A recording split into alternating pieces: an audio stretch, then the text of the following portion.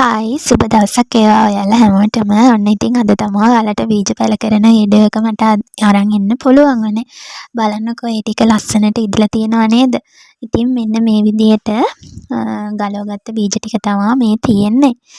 අපි දැන් මේකේ තියනවා යාළුවනේ උඩ පොත්තේ තියෙනවනේ. ඒ පොත්තේ සිවිය වගේ එක අපි අතින් පොඩි කරලා ඒක අයින් කරගන්න ඕනේ. මෙන්න මේ ඔයාලට මම පෙන්නන විදිහට බලන්නකෝ ඒකේ බීජ තමයි මේ අර කොළ පාටට වගේ තියෙන ඇටය. ඒක තමයි අපි බීජය කියන්නේ. ඉතින් එතකොට අර උඩින් තියෙන පොත්ත අපි ගලවලා අයින් කරන්න ඕනේ. එතකොට මේක ගලවලා අයින් කරලා අපි හොඳින් මේක පිරිසිදු කරගන්න ඕනේ. මෙන්න මේ විදිහට බීජ ටික වෙන් කරගෙන අපි දැන් මේක හොඳින් සෝද ගන්න ඕනේ. ඒකට ඔයාලට මේ වගේ ගොට්ටකට උනත් දාලා කරගන්න පුළුවන්. නැත්නම් බීජ ටික අපතේ යනවානේ. ඊට පස්සේ අපි මේක හොඳින් පිරිසිදු කරගමු. අපි දැන් බලමු මේ ටික පැල කරගන්න ඕනි දේවල් මොනවද කියලා. ඉස්සරවම ඕනේ වෙනවා මෙන්න මේ වගේ හොඳින් සිදුරු තියෙන පෝච්චිය. ඊට පස්සේ හොඳින් පිරිසිදු කරගත්ත වැලිත් ඕන වෙනවා. මෙන්න මේ වගේ ලොකු පොල්ලෙලි කෑලිත් අපිට ඕන වෙනවා.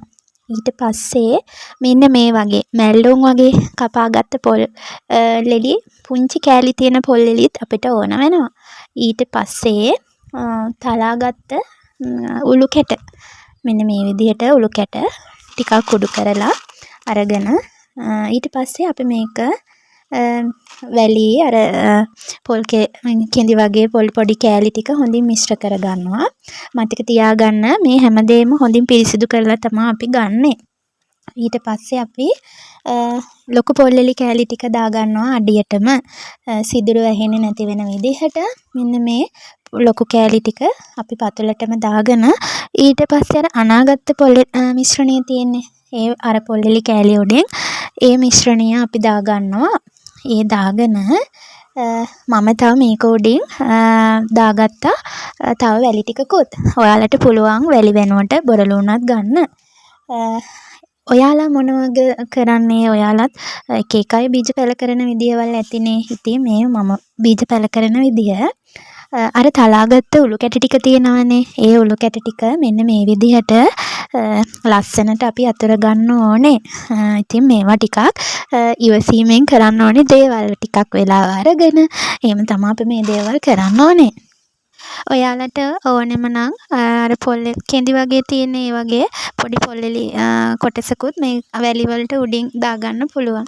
ඔන්න දැන් මම උළු කැට ටික මෙන්න මේ විදිහට අතුරගත්ත අර පෝච්චියෙන් අතුරගෙන මම ඉස්සෙල්ලත් කිව්වා වගේ මේවා හිමීට කරන්න කාලේ වෙලාව අරගෙන ඔන්න බලන්නකෝ මම බීජ ටික දැන් අර උළු කැට උඩින් අතුරගෙන තියෙන්නේ. ඊට පස්සේ ඔයාලට ඕන වෙනවා විනිවිද පේන ඉටි කොලයක්.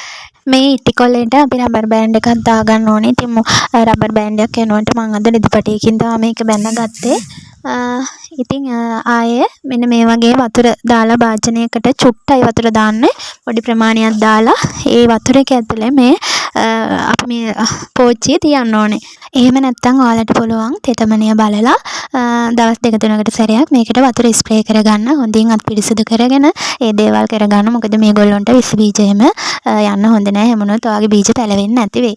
මෙහෙම වතුරකින් තියෙන එක නම් ඇත්තටම අවදානම් ටිකක්. මොකද මදුරුව හින්දා ඔයාලා ඒවා ගැන සැලකිලිමත් වෙන්න නිතරම වතුර බලන්න, අයින් කරන්න, ඒවා කරන්න. එතකොට එහෙනම් ඉතින් වීඩියෝ එකට ලයික් කරන්න, කමෙන්ට් කරන්න, මේ වීඩියෝ එක ෂෙයා කරන්න. එහෙනම් ආයෙත් වීඩියෝ එකකින් හම්බෙමු. බයි.